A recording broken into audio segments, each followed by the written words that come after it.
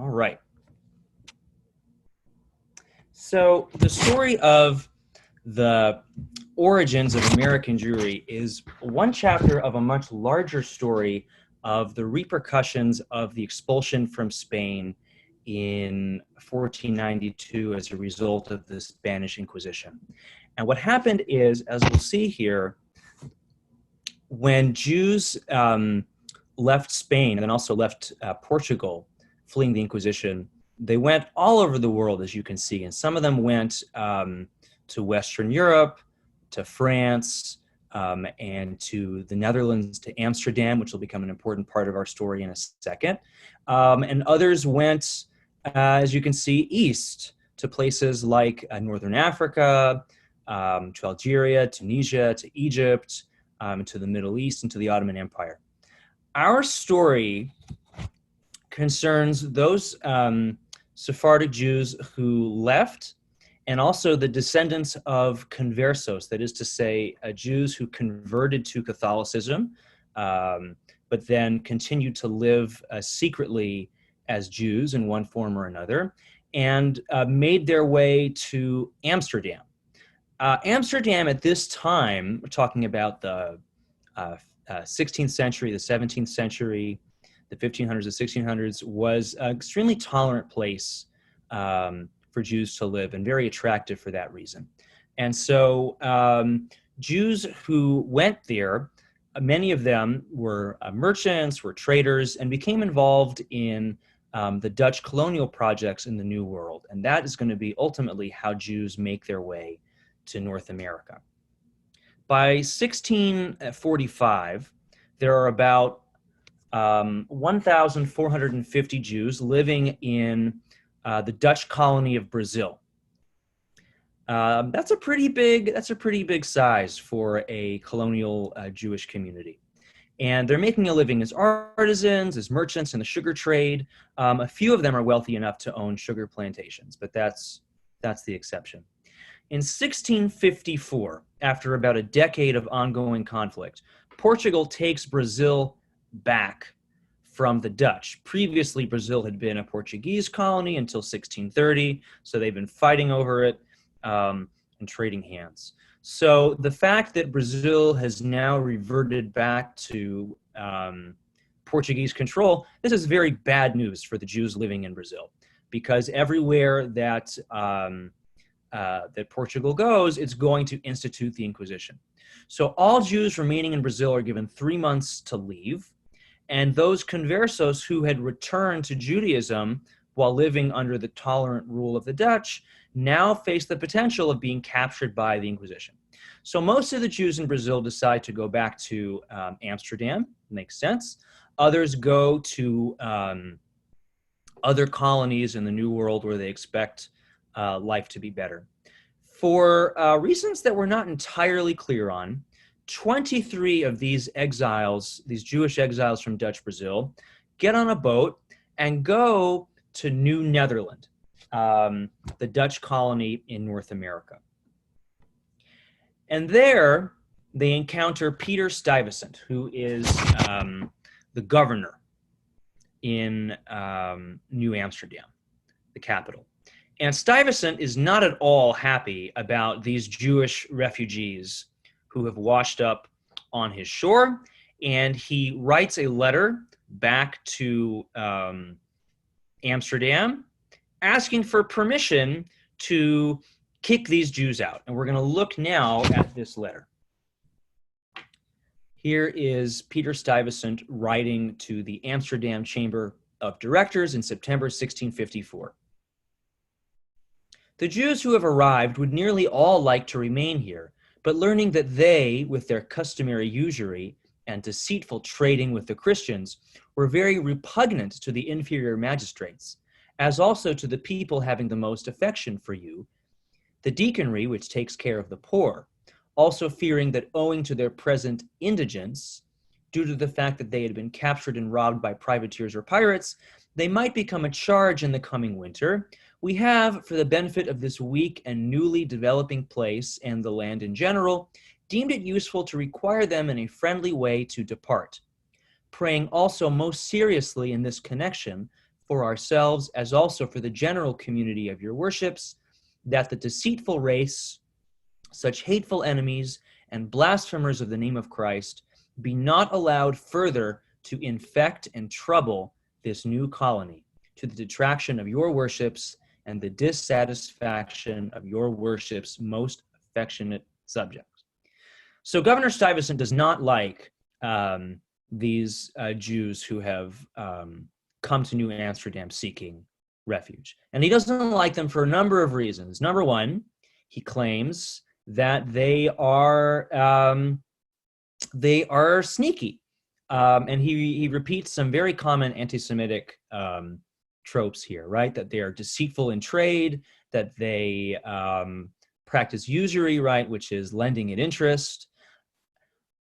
On the other hand, he says, they're arriving poor, and he claims that having to provide for the welfare of these Jewish refugees is going to tax the treasury and the resources of the Dutch colony. So on the one hand, right, Jews are sneaky in business, and they charge interest when they lend you money.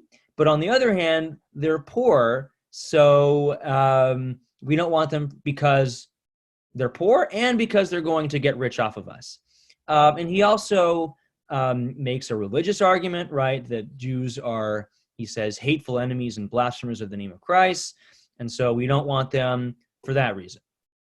Stuyvesant, it should be said, was an equal opportunity bigot, right? There's lots of other varieties of Christianity that he didn't care for, but he certainly included Jews among the targets of his ire.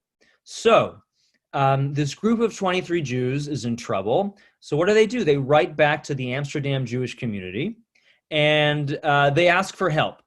So the Jewish community writes this letter to the directors of the Chartered West India Company, right? The West India Company is running the Dutch colonial venture, right? So they have oversight over everything that's happening in New Netherland. And I'm going to read most of this letter. I might skip some of it just so that we don't get too bogged down and can get to all the neat documents and stories that we're going to talk about this afternoon. To the Honorable Lords, Directors of the Chartered West India Company, Chamber of the City of Amsterdam. This is January 1655 now. The merchants of the Portuguese nation, that is to say, the Sephardic Jewish community, residing in the city of Amsterdam, respectfully remonstrate to your honors that it has come to their knowledge that your honors raise obstacles to the giving of permits or passports to the Portuguese Jews to travel and to go to reside in New Netherland, which, if persisted in, will result to the great disadvantage of the Jewish nation. It can also be of no advantage to the general company, but rather damaging. There are many of the nation who have lost their possessions at Pernambuco and have arrived from there in great poverty, and part of them have been dispersed here and there. So the first argument, I'm going to stop and make comments here. Right? The first argument as to why the Jews should be allowed to stay in New Amsterdam. They're refugees. They're poor. They have nothing. Right? Have mercy on them. And right, they can't go to Spain or Portugal because of the Inquisition. So they have nowhere else to turn. Skipping to the top of the second column, it is well known to your honors that the Jewish nation in Brazil have at all times been faithful and have striven to guard and maintain that place, risking for that purpose their possessions and their blood. Jews have been good and loyal citizens under the Dutch crown. So you should remember that loyalty.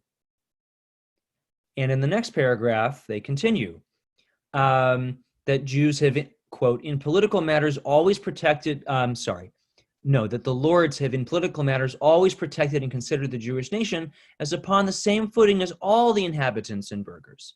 So there's legal precedent for, the Dutch crown and the government to protect its Jewish citizens in Amsterdam. Why not in the Dutch colonies, right? Why do the rights of Jews living under Dutch rule in Europe differ from those of Jews living under Dutch rule in the colonies.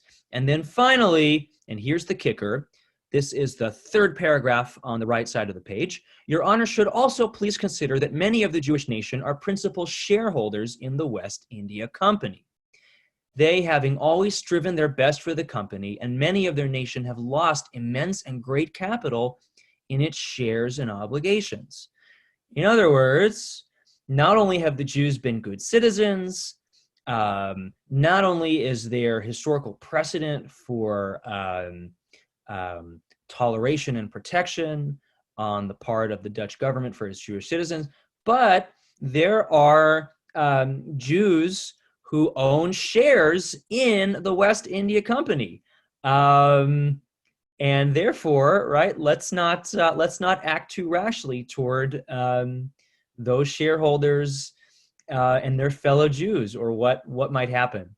So it's interesting to me to see how, in terms of the rhetorical strategy, trying to butter them up and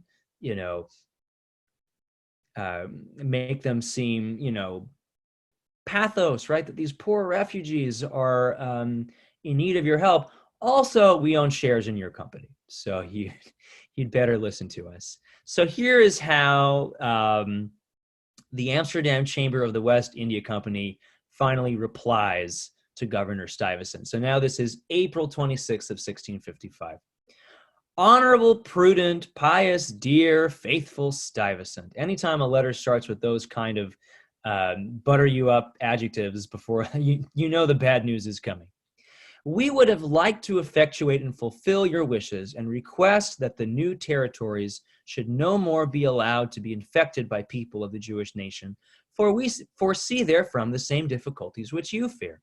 But after having further weighed and considered the matter, we observe that this would be somewhat unreasonable and unfair, especially because of the considerable loss sustained by this nation with others in the taking of Brazil, and as also because of the large amount of capital which they still have invested in the shares of this company.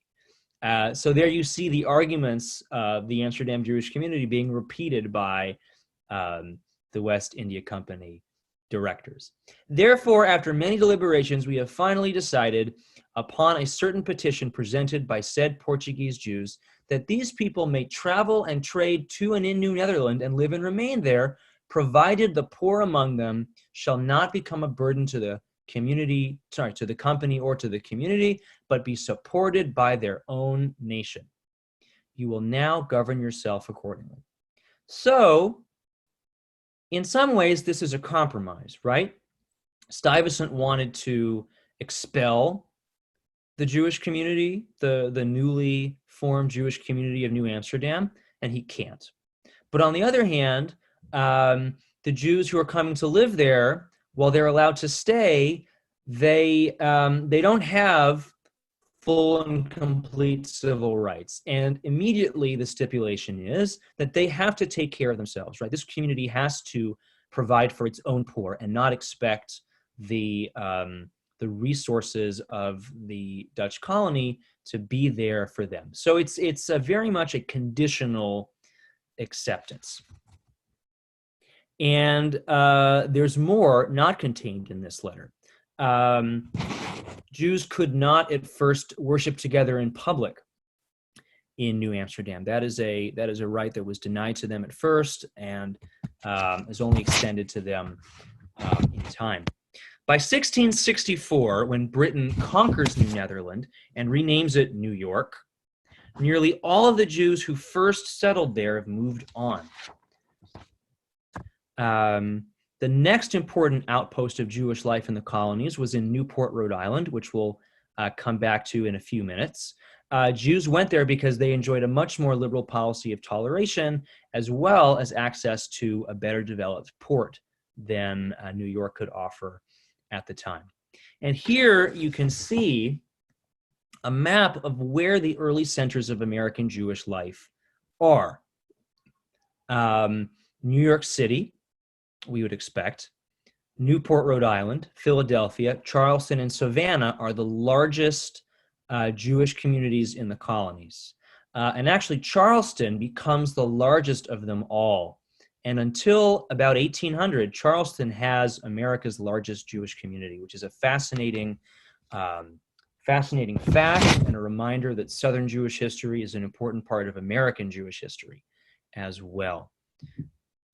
It's no accident that Jews settled in port cities, not because they had to, but because most Jews made a living in trade and commerce. And if you made a living in trade and commerce in the 1700s, you needed to be close to the water, right? Close to the ships. Those were the hubs of colonial commercial activity. Interestingly, the majority of the early settlers to the Jewish settlers to the American colonies, like that group of 23 that we met in 1654, were of Sephardic origin. And Sephardic culture and customs really dominated in early American Jewish life. Although by 1720, most of the Jews coming to the American colonies were actually of Ashkenazi origin, from Central and Eastern Europe, right? Not Sephardic. It's also important to mention that we're talking about a very, very small American Jewish community. By 1820, which is going to function as our stopping point for this presentation, there are only about 2,500 Jews in the entire United States. Very much a small and relatively insignificant Jewish community when you consider other Jewish communities in the world in the early 1800s. Of course, that will change. Early synagogues in American Jewish life include Shereth Israel in New York, which dates to 1706, Mikveh Israel in Philadelphia, which dates to 1730, and the Touro Synagogue, not pictured here, but we will talk about it momentarily. The Touro Synagogue in Newport, Rhode Island, which was established in 1763. Now I want to pivot to talking about the economic life of early American Jews. We hinted at it when we mentioned that the vast majority lived in port cities, but let's get a better idea of how some of these families made their living. And a few of them did become quite wealthy. Jewish settlements in the colonies functioned as outposts within wider trading networks between Amsterdam, London, and the Atlantic world. To a large extent, this was a network built and sustained by family connections. Large Jewish merchant families sent brothers, sons, and uncles to various destinations in the New World to serve as their representatives. These families would also marry off their sons and daughters to each other, further cementing business ties through lineage. Jews relied on each other to do much international business, trading in sugar, barley, rice, horses, furniture, and other goods. We won't talk about it very much today, but some Jews did participate in the slave trade. I want to talk for a moment about one well-known colonial Jewish family in particular, and that would be the Franks family. Jacob Franks arrived in New York from England in 1708 as the son of a well-entrenched, prominent London merchant family. 4 years later, he married Abigail Levy, the daughter of Moses Levy, a prominent Jewish merchant in New York, and thus forged a business partnership with his new father-in-law. Jacob and Abigail had 3 sons: Naphtali Franks, who went back to work in London, David, who settled in Philadelphia, and Moses, who went back to London eventually as well. A nephew of Jacob's, a man named Moses Solomons, went down to Charleston, giving the family an important trading partner in the southern port city. Abigail Franks is very well known to us. She wrote frequent letters to family members and friends about her daily life, about the challenges of living so far from her children. And these letters have been collected and published, and they're a really fascinating insight into what daily life was like at this time. I was reviewing them earlier today in advance of teaching this class, and it feels oddly relevant in this moment when we are all staying at home and are physically distanced from many of our family and friends. And that was what life was like for Abigail. Her oldest son, Naphtali, was in London. Right? She was in New York. And her only means of communication with her son, there was no Zoom, there was no Facebook, there was no email, was writing letters. I want to share with you an excerpt of one of Abigail's letters to her son, Naphtali. Naphtali, his nickname was Heartsy. So that's why you'll see the letters addressed to Dear Heartsy. October 18th, 1741. I wish writing was as great a pleasure to me as receiving a letter from you is. Then you should not so often have cause to complain of my omission, though I think I write by every opportunity that goes directly to London. However, if I don't, I have you always at heart, and if there was not so many others in the family who are always writing to you, be assured I should be more careful. Just as an aside, the genre of family letter writing, usually it's the children who are apologizing for not writing or not calling. Here it's the mother who's apologizing to her son. I'm going to skip a little bit into the middle of the second page. As I have my health perfectly well and don't know anything I wish for but the happiness of seeing you, which I begin to fear I never shall, for I don't wish you here. And I am sure there is little probability of my going to England. If parents would give themselves leave to consider the many difficulties that attends the bringing up of children, there would not be such immoderate joy at their birth.